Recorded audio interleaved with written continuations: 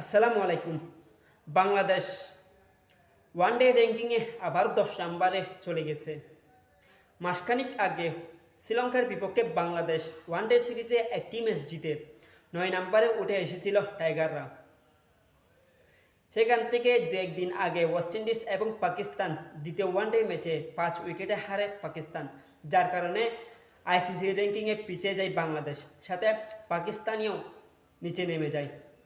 পাকিস্তান ৫-এ চলে আসে এবং শ্রীলঙ্কা ৪-এ চলে যায়। অন্যদিকে বাংলাদেশ ১০-এ নেমে যায়, ওয়েস্ট ইন্ডিজ ৯-এ চলে যায়, যার কারণে র্যাঙ্কিং অদলবদল হয়েছে, যার প্রভাব পড়তে পারে ২০২৭ বিশ্বকাপে। ২০২৭ বিশ্বকাপ যদি বাংলাদেশ সরাসরি খেলতে চাই, তাহলে সেরা ৮-এর মধ্যে থাকতে হবে। ২০২৭ ৩১শে মার্চের আগে সেরা ৮-এর মধ্যে আসতে হবে টাইগারদের।